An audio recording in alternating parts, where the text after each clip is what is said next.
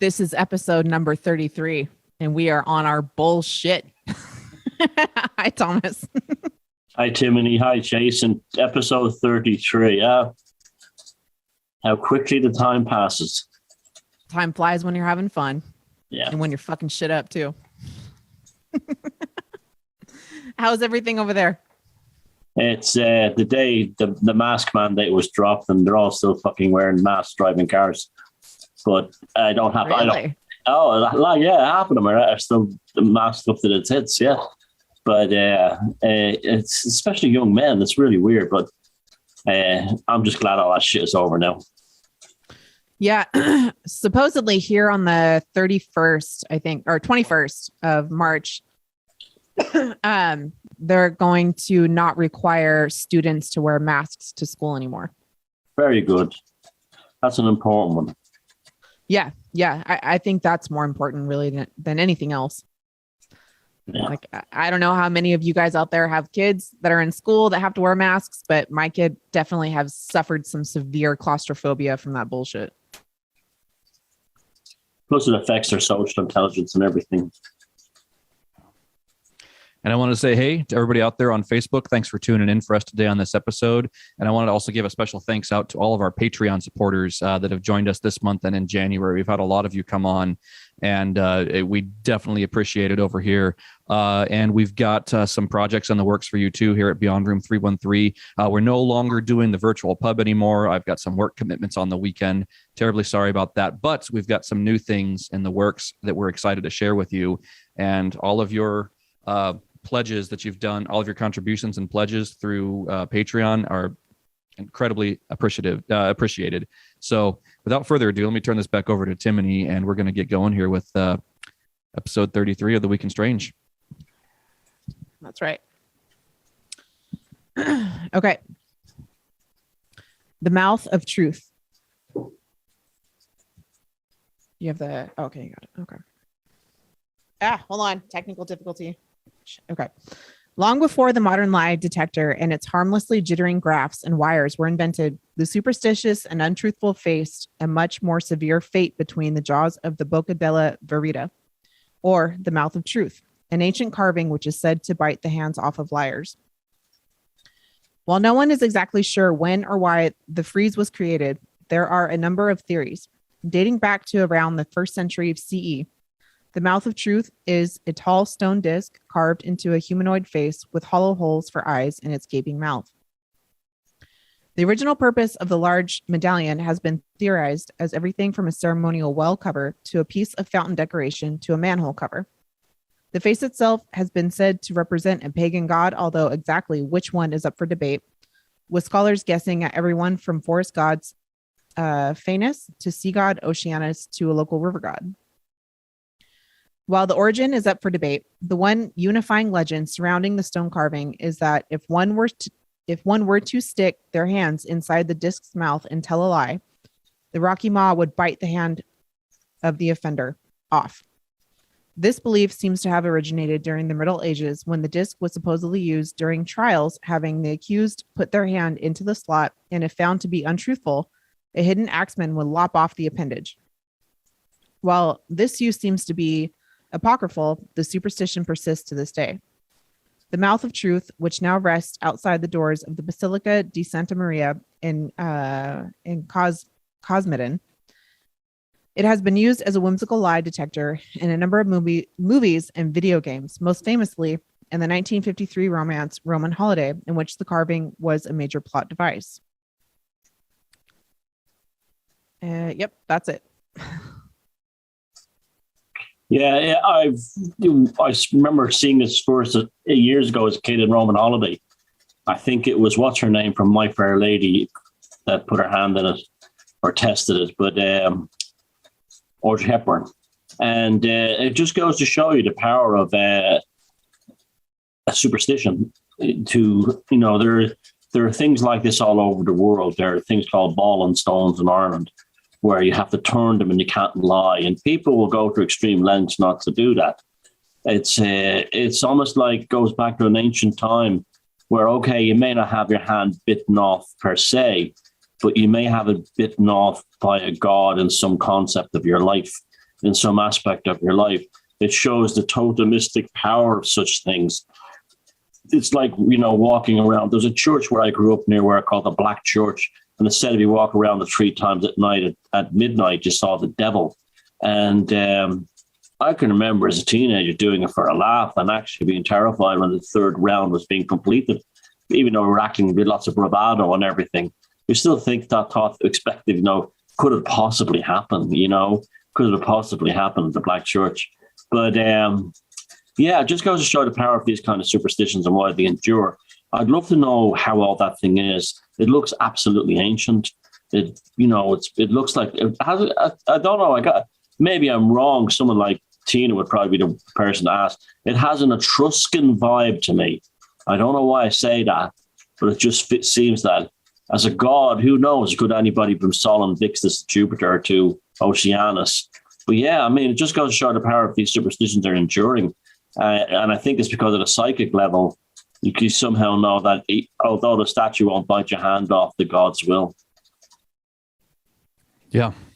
And this, possibly for me, it reminds me of, and I think, Greg, if you're watching this, in Stargate SG-1, when there's a thing, I think it's Daniel Jackson puts his face up to it. It's in the TV series, not in the film, but it's like some sort of ancient carving like this, and it comes out and grabs his face and reads his thoughts somehow. I don't know. Thomas, did you ever watch Stargate SG-1? No, but that sounds pretty cool.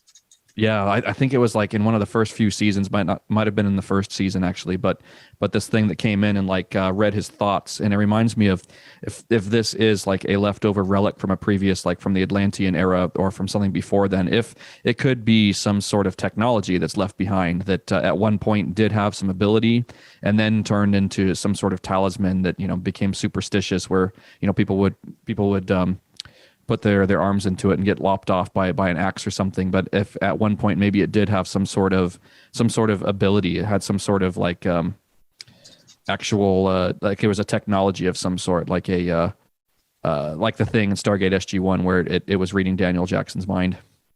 Yeah, you never even know if there's some kind of electric charge that could have been created with a primitive battery or something that actually caused, because they did things like that in ancient Rome. They used to have, I think it was a temple of Jupiter, was opened by the very first steam engine ever built, was built in ancient Rome to open the doors of the temple of Jupiter automatically to create a kind of a theatrical wow factor, which is pretty fantastic when you think about it. Who knows? But I'll tell you something, it doesn't look like classical sculpture. It doesn't look like it's out of that Greco-Roman world. It definitely looks much older. It could be from anywhere. It could be Gaulish. It could be have been plundered in some of the Roman imperial wars from anywhere, Britain to the Middle East, and brought back. Yeah, it makes me wonder, like they're in classical Rome, what pieces did they have from their ancient world that they had, stuff that was antique to them. I often wonder, what kind of cool stuff were they holding on to from previous eras? Yeah, well, I think, they had this thing where their art was the ultimate, so you didn't have to take anything else or steal anything. But there's funny enough, when you go to, I think it's one of the columns. No, it's one of the friezes where it shows them raiding the temple in Jerusalem in AD 60. You see them, the Roman legionnaires carrying out the menorah and everything like that. So they definitely plundered ancient, and they had if you gave them any shit, they definitely plundered your artwork and stuff like that. But it could have been from anywhere. But it's a fantastic story, and I love the fact that it still endures to this day. So how can we put this into a present day real world context scenario? So how do you mean? Right. Okay. So how can we take that legend and make it useful to us instead of it just being a story? So every single person that's alive right now is being confronted with things. So let us not fucking lie to ourselves or to each other, because what happens if we do that? It's going to get fucking lopped off, right? Yeah. Yeah. And we don't want to do that. So let's take this story and put it into a context that is actually workable for us instead of against us, or just like an old fable or whatever. So it's funny because the week in psychic weather is kind of similar to what you just brought up then. I won't tell you, but yeah, but the biggest lie that anyone will ever tell is the lies to themselves.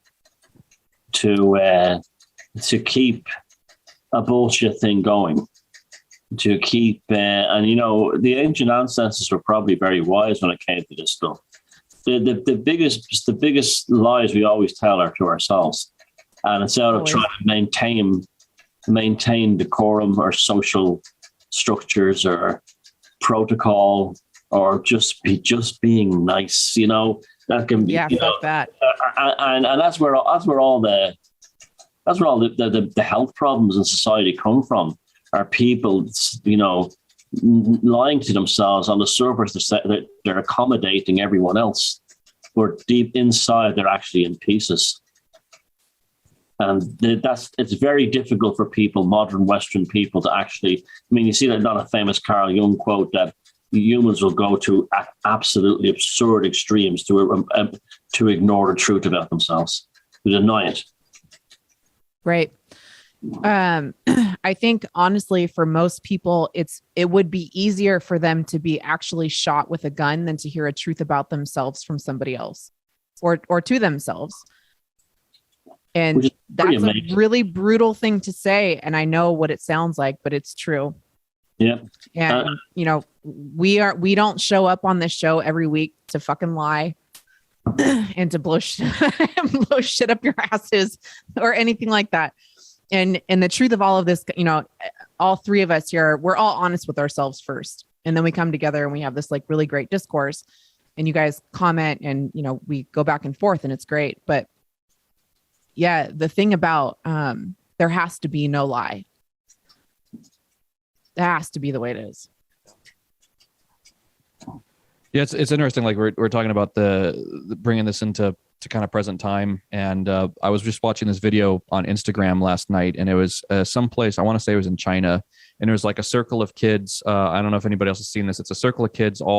They've all got a set of bouncy balls, one on each hand, and there's like maybe I want to say like a dozen or 2 dozen, probably 2 dozen kids in this circle, and they're all bouncing these balls in unison, and then they all pivot one to the right and bounce the balls next to them, and then they jump together, and so it's like this whole series of balls that are constantly in motion like this, and these kids moving them.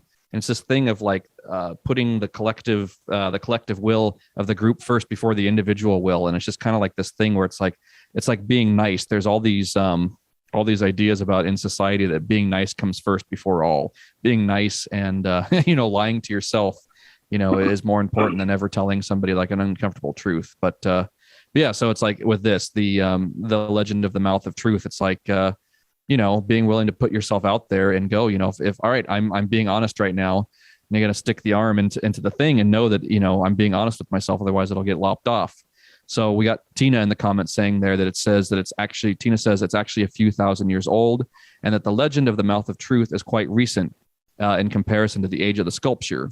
So again, so it sounds like this thing is something else. And that, yeah, it was something that was repurposed with a little bit of superstition.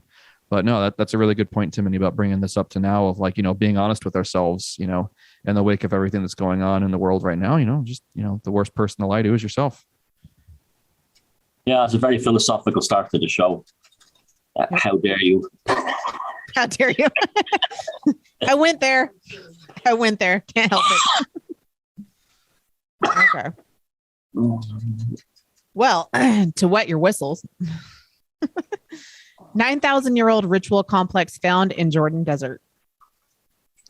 Archaeologists deep in the Jordanian desert have discovered a 9,000-year-old ritualistic complex near what is thought to be the earliest known large human-built structure worldwide. The Stone Age shrine site, excavated last year, was used by gazelle hunters, and features carved stone figures, an altar, and a miniature model of a large-scale hunting trap. The giant game traps the model represents, so-called desert kites, were made of long walls that converged to corral running gazelles into enclosures for holes or slaughter. Similar structures of 2 or more stone walls, some several kilometers long, have been found in deserts across Saudi Arabia, Syria, Turkey, and Kazakhstan. The Neolithic era ritual site was discovered inside a larger campsite last October by a joint French-Jordanian team called the Southeastern Badia Archaeological Project. The nearby desert kites in Jabal are the earliest large-scale human-built structures worldwide known to date. It hailed the spectacular and unprecedented discovery of the ritualistic site believed to date to about 7,000 BC. It features 2 steles with anthropomorphic features, the taller one 1.12 meters high. Other artifacts, including animal figurines, flints, and some 150 arranged marine fossils. The wider, decade-old research project aims to study the first pastoral nomadic societies as well as the evolution of specialized subsistence strategies. The desert kite suggests extremely sophisticated mass hunting strategies, unexpected in such an early time frame. The sacral symbolism was most likely meant to invoke the supernatural forces for successful hunts and abundance of prey to capture it. The teams of researchers have also found campsites with circular dwellings and large numbers of gazelle bones. The project is in collaboration of Jordan Al Hussein bin Talal University and the French Institute of the Near East. French ambassador, I cannot read that name, said the outcome for both the scientific world and Jordan, saying, it provides us with a priceless testimony of the historical life in the Middle East, its traditions, and its rituals. 10,000 years old. That brings us very close to Plato's time of Atlantis. It just goes back further and further all the time. And that's pretty spectacular. That's pretty outstanding. They look like owls too, don't they? The carvings, they look like owls. Yeah. Yeah, and it's just interesting too. Like I always find it funny that when something goes back to this era, that they've always got this kind of academic overlay that these people were incredibly simple and primitive. When it's like, if we're thinking about something from this era, that they probably weren't just doing this for, luck with hunting. Like, yes, there is that type of ritual magic that people can use to project a good future out there for the hunt. But I'd imagine like something about this kind of reminds me of Göbekli Tepe a little bit, and that kind of style of stonework. But at the same time, it's like, yeah, if this is 10,000 years ago, we're talking about maybe possibly at the end of the last civilization cycle before the last ice age occurred and everything went down. So yeah, and kind of the Atlantean time frame again, kind of keeping that thread going through here. But I would imagine that this is much more of a sophisticated ritual site rather than just something that's got the antelope. Was it antelope bones you said that were in there? Yeah, gazelle, whatever it is, gazelle bones. That if those happen to be ended up there in the site, that might have been like something that occurred afterwards, that these gazelles might have died there sometime later, and it wasn't necessarily a place to just corral these gazelles into. It is a tremendous amount of stonework to create just to corral animals into for slaughter. I'd imagine there's something much more deeply spiritual and deeply magical about this site than it just being a hunting site. Oh yeah, it'll either be a hunting site or a burial or a tomb or something. They always say the same things. The time thing is interesting. There seems to be a period where there is a kind of a primitivism around 2500 BC, which is a date that all the archaeologists love to date things. They say that like Stonehenge is 2500 BC and Newgrange 2500 BC. And a lot of that is because of dates that were picked by antiquarians back 200 years ago who didn't want to offend the churches who ran all the colleges and the universities at the time. But there's the desiccation of the Sahara Desert happened 2,500 years ago as well, where it turned into a desert. It was actually, a lot of it was kind of like salt marsh, believe it or not. And so this thing, there seems to be, there's primitivism. And then as you go further back, you have this weird kind of less primitive. It's the weirdest shit. It actually gets more advanced the further you go back. And a good example is Orkney. Orkney is up in, between Scotland and Shetland, up there in the North Sea. And Skara Brae, the quality of that construction is remarkable. Buildings, from the Neolithic that had flushing toilets and everything in it. And then all those stone, I don't know if you've ever seen those stone spears that they found up in that part of Scotland. But they've absolutely been engineered to high precision. and nobody knows what they're for. And so, and they go back right, but they've been found in the Neolithic. And inside Knowth, when it was opened in 1957 in Ireland, they found what they call a mace head. And it's actually made from a special kind of multi-layered flint, very beautiful thing. It looks like an owl if you pull the thing up or a note open. And they called it a mace head, but there's no handle with it. And that came from Orkney. They identified the stone with being from Orkney. So when the further you go back, the better it gets. It's the weirdest thing. It doesn't get more. There is a primitivism for a period, and that may have been a result of some kind of cataclysm that caused it. But then prior to that, to 2500 BC, things start getting impressive again. And it's very interesting. Did you know that there's a Stonehenge type monument in Libya? It's very hard to get. And actually the trilithons, just like Stonehenge, tall ones, and that's very left. What's buried in that desert, in those deserts out there is right. We don't know. We just don't know. And look as you're saying, what we find. Yeah. Right. And like you were talking about a little bit ago, how it gets more sophisticated a little bit farther you go back. And we're talking about Saudi Arabia and Jordan and that area over there.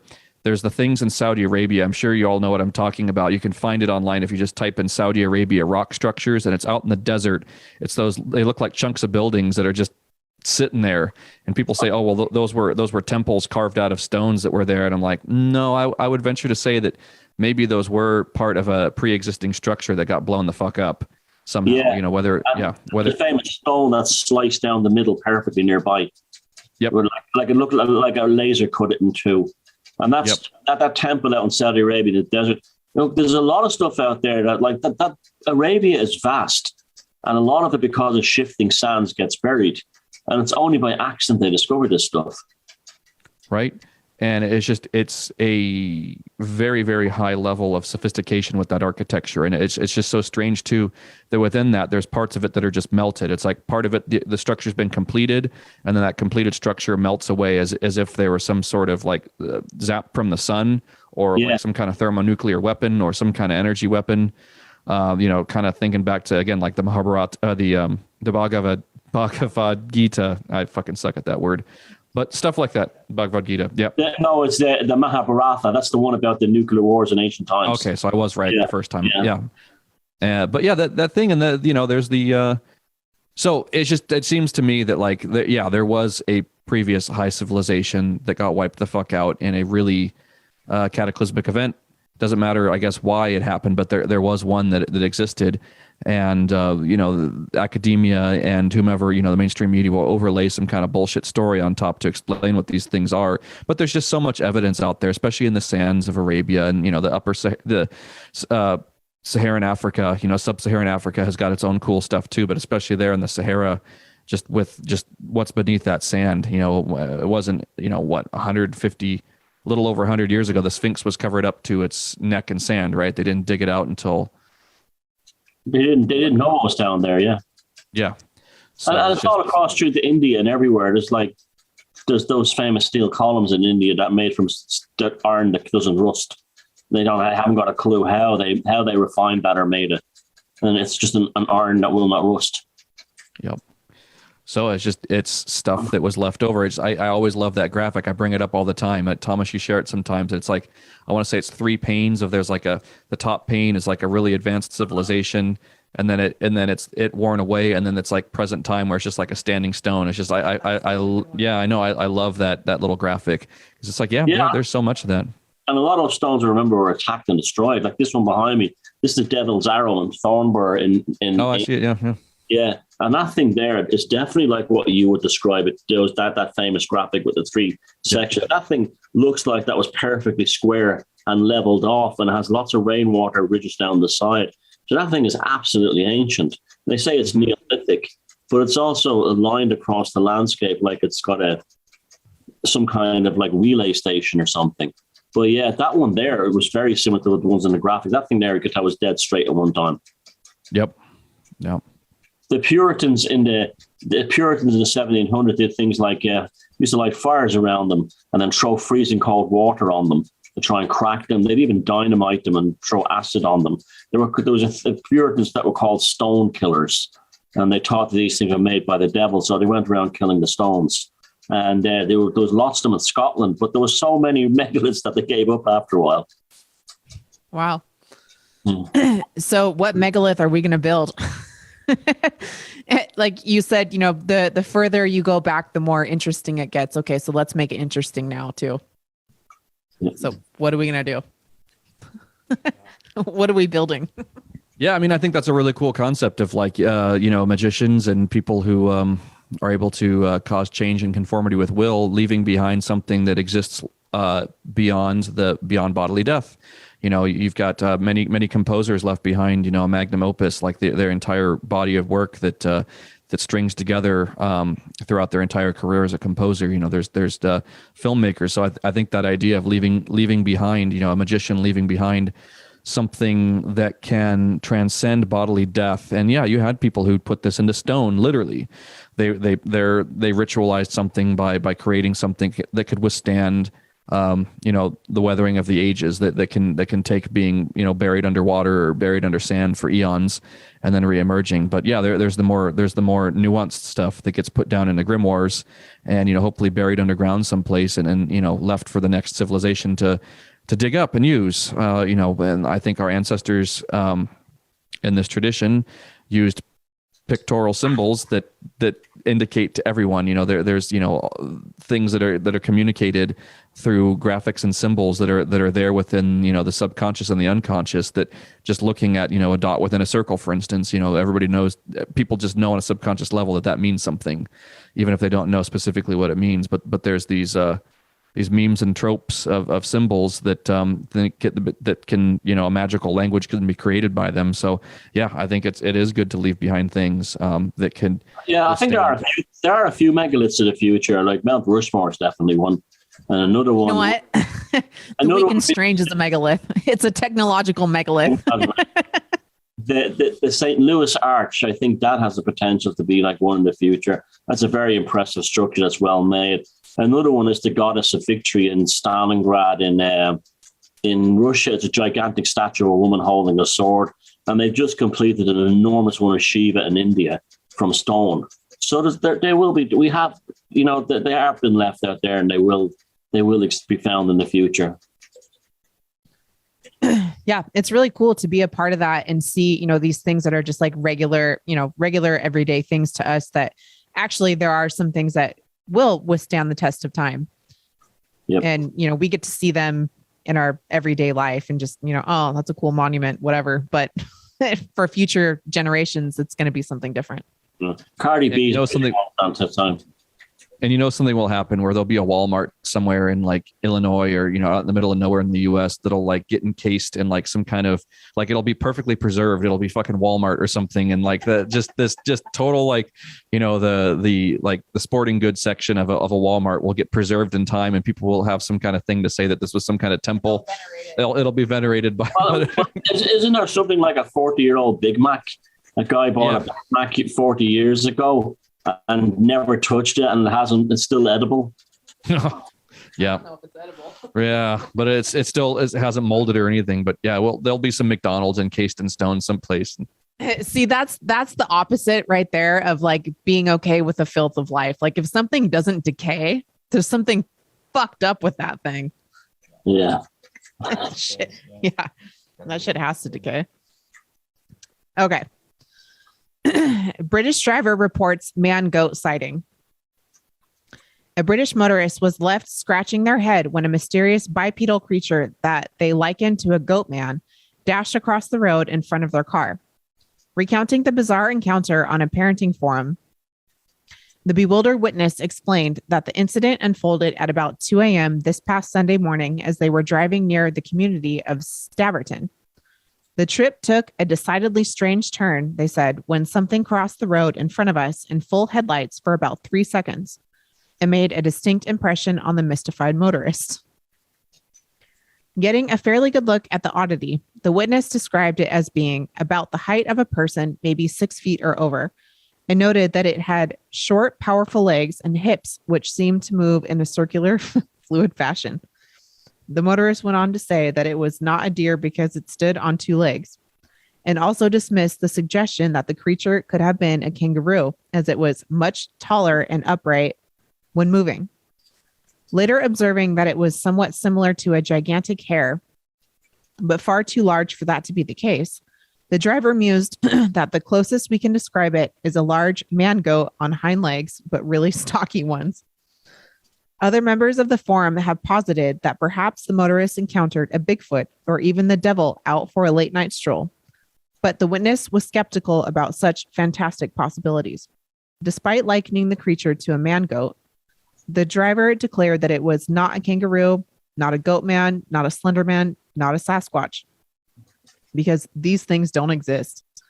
As such, the motorist ultimately conceded that they may have to settle on the possibility that they spotted a startled, mangy deer, since nothing so far really fits the bill, and the alternative answers might be a bit too unsettling to consider. With that in mind, what do you think the witness saw? Pan. You saw Pan. Yeah, the great god Pan is alive. I know people who've seen Pan and told me they've seen him, and I believe them, they're telling the truth. And I mean, Mike Scoffin, the Waterboy, saw him on Inisheer in Ireland on the island there, and he didn't, and he also saw him in Switzerland. So some people have seen him more than once, but that's what that was, whatever Pan is, well, nature spirit or whatever it is. Now, I think the best excuse there is the kangaroo. There are kangaroos running wild around these islands. They escape from pets as pets. That happened around here a few years ago. A couple of kangaroos escaped from someone's house, had them as pets, and they go off and live in the mountains for a few years, and then maybe a bad winter kills them or something. But you never see. You might see, some guys hiking through the mountains and you see a couple of kangaroos hopping by. It does happen. It's not a ludicrous one. People keep these things as pets and they do escape. But Pan, that's all. I can't add any more to that. Really, that's what it is. Pan. They saw Pan, and they should be grateful. Yeah, absolutely. And it's just Pan has been everywhere right now. Like I just, there was a lot of Pan energy last year when we started Liber Velocity and released it back last May. And, we started, I was out there when my dad and I were filming the rocket scenes, I was invoking Pan, full voice, full resonance every time we did a launch, even if it mislaunched, every time we did an invocation of Pan. And then it's just like in the last 9 months or so, it's just, he's been running around everywhere, racing on the rocks through solstice, stubborn to equinox. But yeah, here we are coming up again on this equinox, the 21st of March. But yeah, all that just raw, visceral energy of Pan, that raw, visceral masculine energy. The emergent sexual energy that results in a star and the birth of the spring. Yeah, we're coming into the mating season, so Pan is dancing through the woods, doing a stick. Yeah, and that's what I meant about that masculine energy returning last week. I used the wrong wording of it, but it's like, yeah, there's just this strong, visceral, incredibly masculine energy that's about, and it's Pan. And, people are seeing actual Pan-like things, whether this was like an actual physical thing or if this were something being projected out of them. It's just like, no, this is Pan. It's absolutely Pan. And people are seeing it everywhere, and Pan showing up in culture everywhere right now. Yeah, I think like Pan and Bigfoot are very similar. They're nature spirits that resolve themselves into a visual form we can understand them in. Yep. That's why you can shoot bullets at them and they don't hit them, or you can't catch them or anything like that. They're here and they're not here at the same time. Yeah. And even when we were filming Sasquatch, I was out there in this was when we were over in Snohomish that one time on summer solstice. We're filming in Snohomish County. The day Timony almost died. Long story. Yeah, she literally almost died that day. She almost drowned. But that day when we're out there filming, there was in Snohomish County, right by the Snohomish River, I want to say it was. We were maybe about a quarter mile away in an area that's called Lord Hill, I want to say. And when we used that footage for Bigfoot, Thomas actually sent us a DM like, look, do you see this outline? And there was in the simulacra. Oh, yeah. Yeah, there was Pan. Yeah. Well, I jumped right there. When I was looking at that photograph, I jumped. Or there was a video, I think it was. And it panned through the woods slowly. You were running on a gimbal. I literally jumped when I saw that because there was Pan right there, and I had to do a double take. But yeah, he was there. Yep. You know, he appeared, and it's amazing. Do you know that video I have from years ago, How to Wake Up Safely, and I tell the joke about me and my friend Jerry being stuck at the side of a road, and a goat tells us how to fix the car. Well, that was I love that story. That's Pan, really. That was where I got the idea from. Like, because me and this other fella called David used to go around the countryside, break down, and say, what would you do if the car broke down, the van broke down, and like Pan was there to help you? We used to have these hilarious scenarios, so that's where I got that one from. That's actually was Yeah, Pan. and I think that Pan, whatever Pan actually is very attracted to dark humor. When we were doing the Sasquatch stuff and we were out there filming and, you know, traipsing out amongst the fucking wilderness, not knowing where the hell we were going, there was some really magical things that happened. And some of it seemed a little treacherous. It seemed, you know, we were definitely being watched, not in a predatory way, but Nature looks there was back. something there. Yeah, I know that. I know. I know that vibe exactly. It's staring right back at you. Yeah. Yeah. And like, I don't want to go too on about it too much, but yeah, that day that we were out there, and it was actually the first time Jason and I had actually ever hung out. I almost fucking died that day. It was a true sacrifice of like, okay, well, can we fucking do this? Yeah, we can.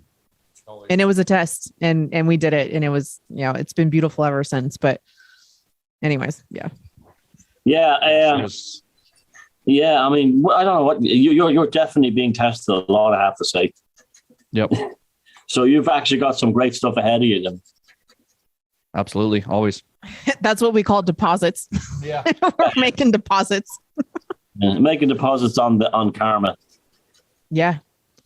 Yeah. And it is not easy. Let me tell you, it is fucking brutal. But no pain, no gain. That's right. And I'm here for all of it. All of it. Unless it does. Right. Jason said, whatever doesn't kill you doesn't kill you unless it does. Unless it does, yeah. Yeah. All right. I think it's here. Yep. Okay. So yeah, that so going off on all that, yeah, Pan, very real. And it's time for the psychic weather report, I think. Is it bad? Is it great? Are you happy? Are you irate? The weekend psychic weather. This week's psychic weather is what must die in the face of natural law. It's similar to what Timothy was saying about lies and things like that, and lying to yourself. If you find yourself in a situation at the moment, as we come into spring, as Pan is emerging from the woods, if you have a friendship that's not working anymore, it's got to die. If you're doing a job that's not working for you anymore, it's got to die. If you're in a situation, anything that's causing you more energy than it's giving you, or even giving you equally, it's time to let it die. Because this is the period of removal of the ball and chains, removal of the shackles, removal of inertia, because we're going to move very quickly at the moment into the future. I feel a lot of big things on the horizon in terms of shifts in consciousness. There's been some very interesting hints at this lately, and I don't want to go into detail but they are there, and it's now the time to take off any excess baggage, excess weight, and move forward. This doesn't mean you have to be cruel or cold or unkind or anything like that. You don't have to tell people to go get lost. You can just simply detach.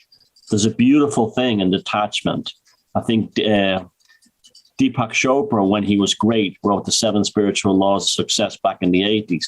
And he spoke about the law of detachment. And he described it beautifully as the whole idea of like letting go of that which is no longer serving you in order for new energetic forces to come flying through.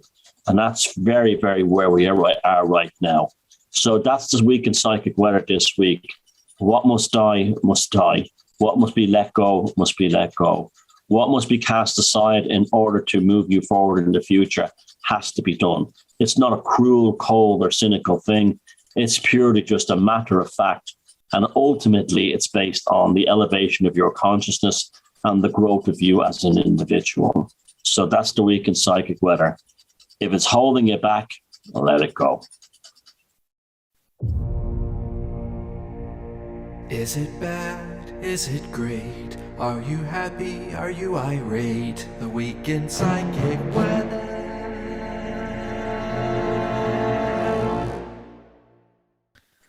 Well, shit. Were you talking to everybody or just me? Oh, you're so. Oh, no, Miss Center of the Universe. It was for everybody. No. Thank you for that. There's periods of time where you might just be a fucking mess and crying your eyes out into a pillow or something. But then, you can only stay there for a little while. And then you have to realize that was a process I needed to go through, and that was good. And it helped me, but I can't stay there. And that's that healthy level of detachment that you're talking about. Yeah. Accept everything for what it is. And what do they say in Dune? Fear is the mind killer. You have to let it pass through you. And then, once it's done doing its devastation, what's left is just yourself. Yeah. In the abyss. Yeah. So that's a very poignant thing that you said there. And it's not all about me. It was just very until it is. I was only messing.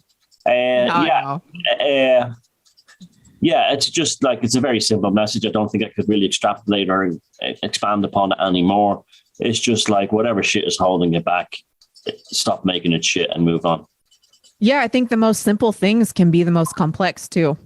Oh, absolutely. Stupid little things. Yeah. Also, nostalgia is the biggest liar of all it can be. Sometimes you'll stick with something you don't want to do because it was great in the old days, or it was great at the beginning in the hope that it was. Yeah, I mean, name one band who was as good who lasted say 20 years that were as good at the end as they were at the beginning. No, they should have let it go years ago. That's why no band is ever Cool. good for all those years. I mean, that's why the bands I respect, like the Police and stuff that broke up early before it went to shit. They're the bands that and REM. They're the bands that that's how you should be in your life before you become a parody of yourself. Let it go and move on. Yeah, I think there's something also to really be said about taking things seriously, but never yourself. Yeah. Until you need to. I really like that, Thomas. And it's that thing too. It's I told Timothy while you guys were talking that crossing the abyss thing. It's you cross the abyss and you let go of literally everything, all attachments. And then once the abyss has been crossed, everything is gone. But what's there left after all that? Yourself. And It's at that point, it's everything, every attachment there has been stripped away. Yep. Yeah. And then you got to come back down from Kether across the abyss again before you get back to Tiferet. Yep. But no, I always really love that analogy, when with initiation, when you're going from a 7 = 4 to an 8 = 3, going for crossing the abyss of being a living magician, and going like Jack Parsons to becoming an 8 = 3, a master of the temple. And it's when you had Israel Regardie and, anybody alive today, not Israel Regardie, when you had S.L. McGregor Mathers and people, from that era in the Golden Dawn and people alive today in the OTO and those initiatory orders, they will always sign their name as a 7 = 4. There aren't any real people that go up in an incarnation as an 8 = 3 or 9 = 2 or 10 = 1. Those are things that can only be accomplished outside of the body. And, I would like to think, that we've got people like Jack Parsons and Frater H and Crowley and all of them that have crossed the abyss and are continuing on. But in order to do that, it's literally stripping away all that isn't yourself. And in the end, all you have is you. And that's something that, at that point you've kind of mastered incarnation, and you don't necessarily have to be incarnate to do your magic. And that's where psychosis. And also, you have to allow new experience to come in. This is very important. Yep. New energies and new experiences coming in is extremely important. That's why you can't be doing. I mean, look at me. People think like, Jesus Christ, I've had this mad life, but I've had a great life because I've done so many different things, and I'm not finished yet. And that's I want all the experience possible that can come to me. I don't want to be stuck in the same rut over and over, doing the same thing. And so when things, like when something did work out, I moved on to something else. It's not because I'm bored. It's not because I'm shallow. It's not because I can't put the work in. It's because I've done that. Now it's time for something else. I want to experience everything that this planet has to offer me. That it reminds me of like, and I'm sure we've all been there at times in our life where there just seems to be no other possibility. You have exhausted everything that there is. You've gone down every road. You fucking went there, all of it. Okay. No answers. At that point in time, that's a pivotal point, right? And this is where you have to be a magician, because you have to create a new possibility that was not there before. Yeah. Even at the end of life, if you're being executed on death row, you're born again. So even that's an exit strategy. Yeah. And so, I really want to remind everybody that even when it seems like there is no more possible answer, you can create a new one. But you have to go all the way down to the bottom of the fucking barrel. Like that is the lowest of the low. You have to go there. You can't just say, things suck, I'm just going to make a new one. Nope. You got to go all the way down to the bottom. It has to suck. It has to be real. It has to be visceral. You have to be fucking afraid. Yep. And then out of all of that becomes a potential. Yeah. It's like Thomas, you said, is on one of the Velocity Nows back in, I want to say 2016, 2017 in the Magic series, about that thing about being willing to give up the idea of trying to find contentment or happiness in life. And like that realization there that like trying to be happy is such a bullshit game. Like, there will be things that are beautiful that can make you happy. Like I'll use Liber Velocity again. Like that night, when we did the premiere of it, that fucking made me happy. It's like, there will be things that can bring you joy, but trying to find a state of joy, like searching for like this level that you're trying to get to where there's joy and I'm in pursuit of it, that's kind of a fool's errand. You'll never be able to get there. But being able to, as Timony's saying, get down into the filth of life and look what's in there. It's just that thing again where it's bullshit to try to be happy in life. And that's one of those things where so many people will hold on to things because society says, oh, you need to hold on, you need to give them another chance, you need, sweetheart, you need to, blah, blah, blah, blah, blah, with this guy that he keeps cheating on you, whatever, that kind of thing that society tells you. And it's just like my analogy earlier with the kids bouncing the balls together. It's like society has this thing like, okay, everybody's got to be maintaining the same kind of agreed upon social paradigm that, people just do this kind of stuff over and over. People, give him a chance, see the good within his heart and all that kind of thing, or see the good in her heart, with like an ex-husband or an ex-wife or something to go back to them. And, but yeah, it's all kind of bullshit. If something you need to detach from it, it's just like with magic, you have to work with a certain level of philosophical detachment from something if you want a result. You got to be able to reach and to withdraw, as Frater H would say. You need to be able to go and project your energy, and then you got to be able to and then just like when you're giving the sign of the Emperor, and then you're retreating back to the sign of silence. It's like a sine wave. There's a reach, and then there's a withdraw, and then it just continues on like that. And only in between those two things, can the magic occur. You can't just constantly be reaching, or can also constantly be withdrawing. Yeah, the cycles, the bandwidth, the attenuation, the amplification. Does a flower last forever? It only blooms. Does an orgasm last forever? Those, anything like that lasts forever. Anything that's amazing lasts forever. No, it doesn't. It's supposed to only last a limited period in order to make it special. And a flower dies, so you appreciate the fact that spring comes again and a flower appears again. Otherwise, if we had a situation, this is why these utopians we have in like the World Economic Forum, who have this kind of idea of a utopia where everyone's happy forever. That's totally against natural law. There's nothing more against natural law than the concept of being constantly happy. You're not supposed to be. You should aim for contentment, and you only get contentment when you've had highs that made you appreciate the joy of life and lows that made you appreciate your ability to survive them. And that's how you achieve contentment. That's how you can, there's like the hippies have this thing that like there's a state of Zen. That's where that's not what Zen means. Zen means the actual ability to take the good and the bad as equals and actually then live with them in that form, not to be sitting there going, oh, I'm so in the Zen happy. It's happiness is rare because it's supposed to be rare. They don't call it the blues for nothing. I like that. All right. Well, should we move on to the next one? Yeah. Okay. We're starting to sound like, the Women's Institute or something now. We'll start talking about our problems now. You girlfriend. You guys are getting a little bit of an insight here. Yeah. Yeah. No, it's good shit though. And this is why people watch, because we're fucking honest. Yeah. Real. Yeah. Okay. Codex Gigas, the Devil's Bible. The largest medieval manuscript in the world, believed to have been the work of a single monk in Bohemia, is not its 620 pages at 3 feet in size that makes it remarkable. It's the devil contained therein.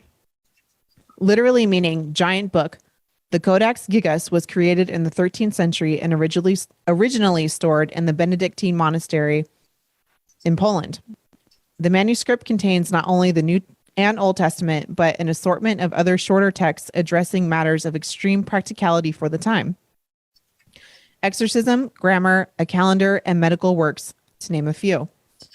Everything within the book was handwritten by a single anonymous monk. The National Library of Sweden put this massive undertaking into perspective. If the scribe worked for 6 hours a day and wrote 6 days a week, this means that the manuscript would have taken about 5 years to complete. If the scribe was a monk, he may only have been able to work for about 3 hours a day, and this means that the manuscript could have taken 10 years or more to write. As the scribe may have also ruled the lines to guide the writing before he began to write, it probably took several hours to rule one leaf. This extends the period it took to complete the manuscript. The scribe also decorated the manuscript. So this all means that the manuscript probably took at least 20 years to finish and could even have taken 30. These elements alone are enough to qualify the stunning manuscript as a wonder of the world. Yet the most bewitching element of the Codex Gigas is a single page of illumination that defies explanation, tucked away within the tome. Spanning nearly the entire face of a page is a full-colored rendering of the Dark Lord himself. Speculation, plausible and otherwise, abounds as to how the unholiest feature possible made its way into this most sacred text, but answers remain elusive. Precisely because of this tension, everyone loves the Codex Gigas, or the Devil's Bible if you prefer. The manuscript originally traveled to Stockholm in the late 16th century, plundered from the Holy Roman Emperor's castle by the Swedish army during the 30 Years' War. This massive tome currently resides behind glass in a room on the second floor of the King's Library. Okay. The manuscript is not kept open, and it is kept in a fairly dark room because of possible damage from light. There is a movie describing the history of the Codex in Swedish with English subtitles playing on loop. That's it. Yeah, I've seen that before. They don't give you much information about what's really in it. They always show that same page over and over again of the devil fella next to that. But I think you have to remember, when that thing was written in the 13th century, that would have been incredibly expensive. Paper was expensive, inks were expensive. That would have been some investment. So there's got to be some serious shit inside of it if it's that big, But yeah, and the one thing that they didn't, the one thing that they didn't say in this article that I want to point out, and you can go, there is a really good documentary. I think it's on Prime. It might be Netflix, but I think it's on Prime. But the thing that they didn't say in the article is that according to the legend, this book was written in one night. by a monk who was, Is it- I want to say he was incarcerated or something. He was put into a room. And that, yeah. So, if we're going by standards, it should have taken 20, 30 years to make this thing, but he did it in one night. Yeah, cool. Yeah, I mean, I love those kinds of old books, those legends attached to them. But they don't even know who wrote it, so they're just speculating that it was one guy. Legend, I guess, can build up anywhere. But I'd love to know what was actually in it, rather than that one page. Is it just a regular, the gospel? Is it got like? I'd be fascinated to know what's in that book. Yeah, I keep going back to this whole Atlantean time period that I would imagine this tome is probably a relic from then. And we talked about in one of the recent weeks in Strange about the idea that perhaps maybe in the last civilization cycle, people might have been taller because the gravity may have been different. So my idea that maybe the giants were just could have been the default vessel for human beings to exist in, that this wasn't a tome to them. It was a book. It was just a standard book, maybe the size of, Liber ABA or something like that, like a big book, like a decent sized book, but not a gigantic tome like this. But yeah, Tina had an interesting point. She said, isn't it interesting that the pic depicting heaven in the Gigos Codex, heaven is depicted as empty? That there's nothing there in the image as far as like that kind of crown of it. But I do think it's interesting though that this could be something left over, some sort of philosophical work from the Atlantean time period. And I don't know if anybody could drop in the comments either here on Facebook or on YouTube when this is uploaded, if there are PDF scans or PDF or if there are photographs of the pages of this available. And if somebody finds that, if they could drop a link to it in the comments, which, Thomas, I don't think anybody's found that. But if there's somebody out there who happens to have something on the dark web or the deep web or something, go ahead and put it down in the comments. But again, I think this is something from there's always the thing they don't want us to know. A lot of old books are deliberately not translated because they might contradict like certain royal families or even religions and things like that. It's a huge deal in Christianity about like the missing books from the Bible. I think it's a big deal. But the Royal Irish Society has 900 ancient Irish books, and they won't translate them or they won't release them. 900. You think about that. And these are like mostly mythological books. And they say everything like, we don't have the money and resources, but that's all bollocks. This is total bullshit. And to translate them. But they guard them in 3 places in Dublin, Belfast, and London. And they're we're not talking about 1 or 2, but 900 books of ancient Irish mythology. What is in that? What is in those books that they're not letting us see? It's probably, it's probably like the whole thing of like the creation story that's missing, which may well be Atlantis, Yeah. And I would say there's probably other stuff like this that was burnt in the Library of Alexandria. There might be stuff like this in the Vatican Library, and who knows where else, but yeah. There is. The Vatican Library, there absolutely is. I've seen documentaries about that, and I actually spoke to a Jesuit who actually told me about it. He says you couldn't even begin to imagine what's down there. And he goes, he says it's all perfectly catalogued, indexed, and on a database. The libraries at the Vatican are like ultimate high tech, sealed vaults with gases in to protect the manuscripts and the parchments. It's a big high tech operation. You don't put that investment in there unless you've got something you really want to hold on to and not have anyone else know. Right. And it's not just scripture, it's not just, I'd imagine there's information there, like you said, that's withheld so that royalty and bloodlines could still maintain their what they consider their right to rule over people. If there was information out there that challenged those historical timelines, it would just throw everything off, and they wouldn't have the perceived power over people that they try to use. Yeah. So, there was I saw a documentary on Irish TV when I was a kid, and some Irish guy was in the Vatican Library, and it was before they went all high tech, and it really was like an old fashioned bibliothèque with shelves of manuscripts and rolled up scrolls of parchment. And he's going along with this old Italian guy, and this old Italian guy goes, "Si, signora, here's something interesting you might like to see." And it was the letter written by Henry VIII to the Pope. asking for the divorce of Anne Boleyn, the actual letter, and was just rolled up as a letter on a shelf, you know, a regular wooden shelf.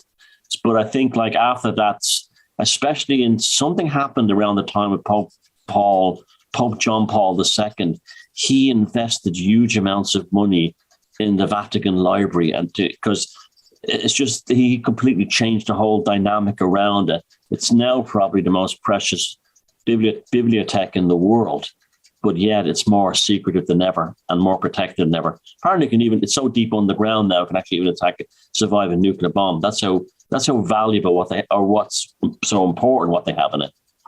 Yeah, I mean, it's like what we were talking about earlier with leaving behind something that transcends bodily death of people. Like these libraries, I'm sure they're making these repositories and depositories. Suppositories? No, depositories. Repositories. Yeah. Suppositories, yes. Suppositories.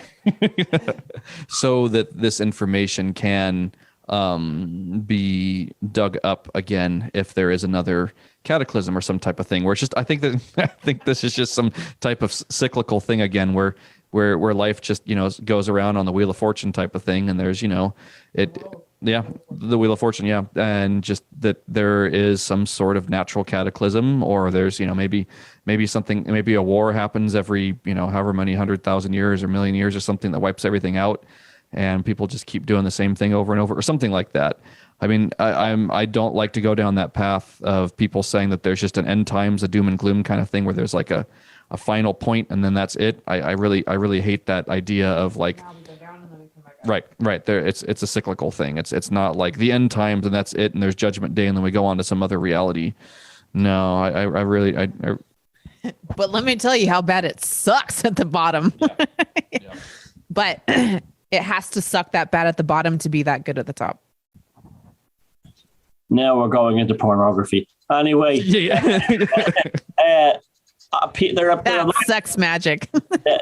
there are lots of people. There are lots of people out there who bury books deliberately, and there's a whole like kind of underground community of people. They get those IKEA sealed plastic containers, the heavy ones, and they put a few books and newspapers from today because they quite rightly don't trust the future in the hands of who are running the world right now, because they're already rewriting history in front of our own eyes, and so they're putting books like they so hope that maybe 500 years, 1,000 years, somebody finds them, and they just literally would just put them inside a black plastic bag with silica gel sachets inside it, seal the thing and bury it a few feet under the ground in the woods or anywhere, even in their backyards. And I think that's kind of a cool thing. I think that's a really neat thing to do. And it's not a time capsule. It's just because they don't trust the present controllers. Yeah. And just this thing about, you know, who knows when there'll be like just book censorship again, where, you know, our copies of our, you know, occult texts are, you know, out of print and you just can't find them. And it's like, you know, trying to find a copy of something, it's going to cost $1,000 to get it from someone. And it's just, you know, a lot of this. Or else they're gone. They're hidden, destroyed. I mean, digital is terrifying. I mean, right. you could change any book in the world, every single digital copy with one code of script. And you can say, well, I'll keep it on my CD player. But as soon as you put it into your CD player, the robots are in there waiting for it and they will change the script. You know, so it's a terrifying thing. And you've already seen they've changed the meaning of the word fascism. They've already done that. Mm-hmm. And they've also already changed some of the passages out of 1984, and there's like biblical rewrites and all kinds of things going on, and this nonsense. And yeah, so I mean, that's why if you're collecting books, collect paper, build up a library, build up an archive, pass it on, give it away if you can't take care of it anymore. But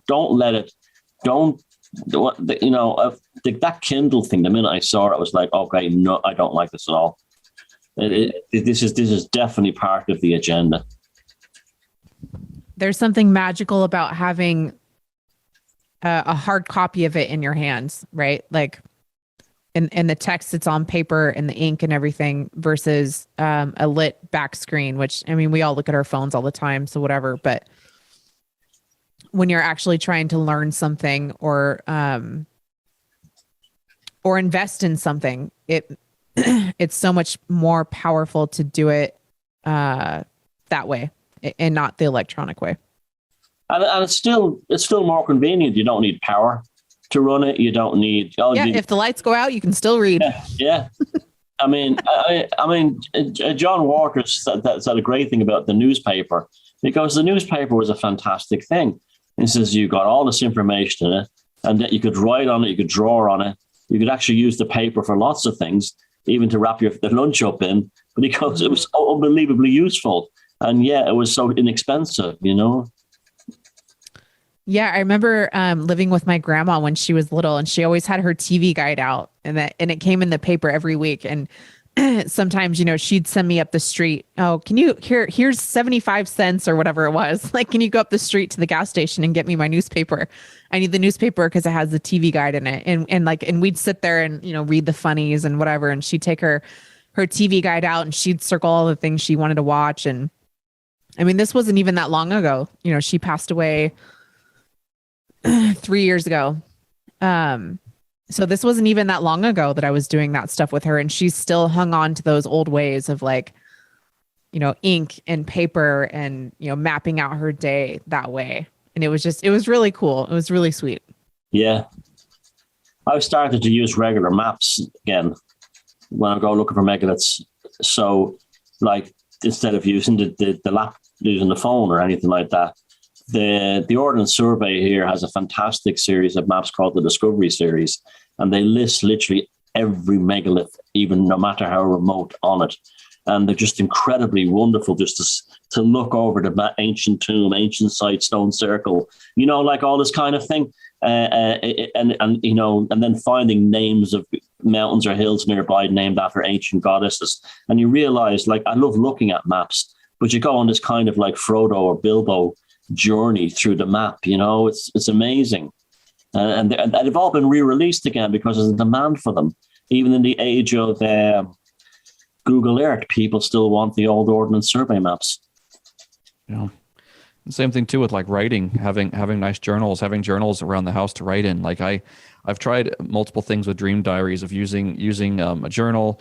I've done just voice recordings, and I've also done using my phone to use my thumbs, because sometimes I've noticed like we get so used to like texting all day that we get used to expressing our emotions through these things. So I've tried using this for a journal before, and it's always interesting to see the kind of relationship you make with your own psyche when you write something by hand, when you get your thoughts out by hand on paper, and there's a connection there. Yeah. That's my database, the current one. Clara Sullivan got me that for my birthday. Oh, nice, Claire. Yeah. But that's it's more than that, like getting a hard drive, Yeah, right. And it's just the things like the little doodles that I put down in there. It's like, I'll go back to those things because I'll just remember something I wrote down like 4 years ago, and I'll just know exactly where that is on the page in that journal, and be able to go to it. Like where if for something digital, I'd need to go into like the search icon thing and type in a word for it. Where in my mind, it's like, oh yeah, I remember putting that pen down on the paper exactly on that page, and knowing it's like 2/3 of the way through that one journal.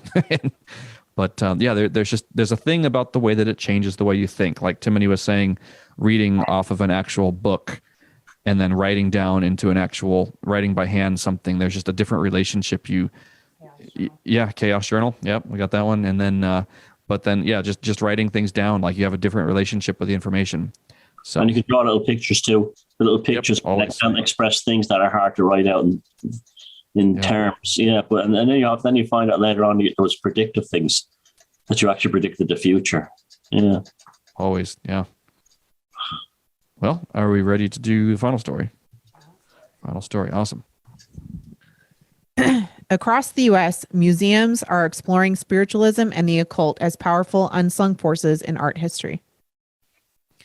In art circles, spirituality is coming out of the closet as curators and critics reconsider the influence of religion on artists, from Robert Smithson to Andy Warhol.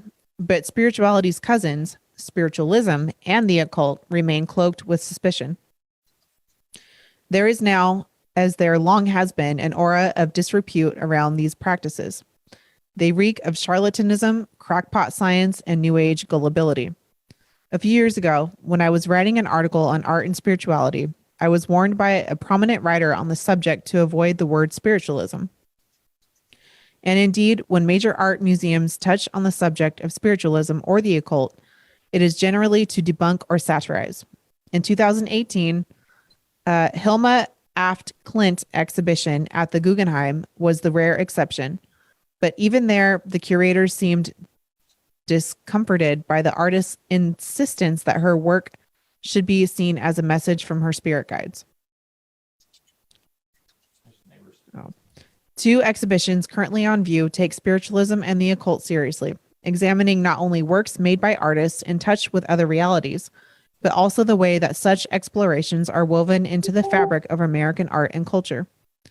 Both exhibitions have extensive, well-researched catalogs that make their cases even to those of us unable or unwilling to travel in the time of COVID, and are well worth engaging with. First, some definitions. While spirituality has evolved into an all-purpose term encompassing myriad anti-materialistic approaches to art, spiritualism has also a specific meaning. It flowered in the 19th century as a religious movement aimed at proving the immortality of the soul by establishing communication with spirits of the dead. The occult encompasses a wider group of practices, spiritualism among them, based on the belief that secret or hidden knowledge can give access to otherworldly or magical energies. Another World, which opened in October at the Philbrook Museum in Tulsa, Oklahoma, resuscitates the Transcendental Painting Group, a Southwest-based collective that emerged in the 1930s New Mexico. As one of its adherents explained, its members were seeking a richer and deeper land, the world of peace, love, and human relations projected through pure form. These artists drew heavily on the occult philosophy of theosophy and explored such phenomena as synesthesia, vibration, sacred geometry, and cosmic images in their quest to reach a transcendental state of consciousness. As curator Michael Duncan explains, they adopted the name transcendental, not from Emerson's fusion of nature and the divine, but from the quest to discover the inner spiritual depths within each artist. Today, the best-known member of the TPG is Agnes Pelton, the subject of a dazzling 2020 exhibition at the Whitney Museum. The others are virtually unknown outside of New Mexico, where all but the Southern California-based Pelton lived. TPG existed as a group for only 3 years before being disrupted by the advent of the Second World War, but the artists continued to work indefinitely for decades after that. Stylistically, they present diverse approaches to transcendence, ranging from the crisp precision geometry of Raymond Johnson and the almost landscape of Lauren Harris to the Zen-inspired improvisation of William Lumpkins and the general bimorphism of Florence Miller Pierce. Anyway, yeah. Yeah, that was I just randomly pulled out one of my journals, and it was like, these were the kind of things that I was doing that was similar to what you were talking about. This is from about 5, 7, 8 years ago. And these kind of sketches, this kind of thing. And I just found at the back of it, do you remember I told you about that entity that I had a dream about called the electrical Nightchester? Well, that's what it looked like. There's the sketch I did when I woke up screaming from the nightmare. Oh, man. So Dalek looking. Yeah. Dark looking kind of thing, yeah. Now, that stuff is fantastic. This is the best story of the evening, and people really need to learn about this. There was a magazine called Bibby's Journal that was published around the World War I in England, and it was a fantastic magazine. If you can pick them up on eBay, sometimes quite cheap. There's still copies, you can pick them up. But it was basically a theosophy-orientated magazine. It was very large, like a newspaper, like the New York Times. It was a magazine. It wasn't a newspaper. And it was full of it was to help a lot of people who'd lost family members in World War I. There was a lot of that in it, trying to help people through spiritualism and stuff. And it was also have like interesting articles on anthropology and things like that, and also articles by like Rudolf Steiner. But it always had that artwork that you just showed there, those geometric shapes to show the souls. And so there was one of them was done by a guy who was actually in World War One and had fellas dying around him. And he would draw these images to say, this is the sensation I felt when this guy died beside me and a soul departed his body. This was, Western society, for a brief moment, at the turn of the 19th to 20th century, had a remarkable moment that was almost like Vedic or Hindu or something. It changed away from a different kind of Christianity and into an esoteric sphere of thinking. And it was reflected in everything, even in journalism and art, especially poetry and so on. But Bibby's journal, I think it's Bibby, if you can dig them up or find old copies, they're an absolute treasure trove of theosophical writing, but also that artwork. And that was a huge thing at one. That wasn't even minor at one time. That was a major thing among even working class people used to buy Bibby's journal and discuss the nature of the soul and things like that. But yeah, that's a great story, and it's an amazing. I'm glad to see that stuff finally come back and get some traction again, because that was a period of human history that really fascinates me. Remember I talk about an Atlantean consciousness sometimes comes up now and again? Well, that was bang in it. That was bang in the middle of it. And these things were saying, they would have been considered quite blasphemous, these articles, because they talked about well, maybe Jesus isn't the only God. It was the first time people in the West were learning about Hinduism and Luciferianism and all these kinds of other things, along with spiritualism and this kind of sort of spiritual art. But that stuff is way ahead of anything any New Ager like Alex Gray or any of those other people can come up with. It is the shit, that stuff. And I'm delighted to see it again. It's fine to get some respect. So good story. Great one, that. Yeah, excellent find on that one. And it's just it's so cool that there was in the United States and in the English speaking world that paradigm, that Atlantean paradigm in that era. And I almost want to say the first world wars there, between World War I and World War II, something was done deliberately to bring forward a paradigm that what I would call the neo-Puritanism that came about in the 1950s and 1960s, where everything became incredibly Christianized again and got people away from this very traditional kind of occult and spiritualist movement that was there prior to World War I. It was done deliberately to sabotage that, I think. And it's like this whole era that was there with architecture, with music, with everything. What was some of the most incredible orchestral music, in my opinion, was written in that era up until kind of the post-war era, where everything really changed and got all 12-tony and atonal from going on from after dropping the bomb and creating kind of the new paradigm after World War II. It's just everything changed and went into this kind of newly conservative kind of way of looking at things. But it's just so beautiful to look back at that era and that artwork. And the piece of art that was there that we used for the story reminds me a lot of the Thoth deck. Some of the artwork in there. Thomas just sent me an image. I'm going to see if I can put this up on screen. Cover of Bibby's annual, actually. And I actually have this copy. My friend Francis has a great, Francis Presley, who we did the symposium on. He has a whole collection of them, and he lent them to me now and again. But they are just a treasure trove of and they had a fantastic. I've actually I read out they wrote about the Druids as well. They had some articles on the Druids. This you're talking about 1919, 1918, 1917. And these people, the average person living in a house somewhere could read this very, very deep esoteric stuff, and beautiful writings on, say, the true nature of King Arthur and what the Grail mysteries. They're just absolutely wonderful magazines to read. And they're beautifully illustrated and typeset. Yeah. But a heavy theosophical element to them. Right. And so here, as we switch the camera angle over to me and Timony, we put this graphic up in here that Thomas sent us with the Bibby's annual right here. But just, this artwork, I love it. Yeah. Oh yeah. And inside that, it's a shame we don't have magazines like that today.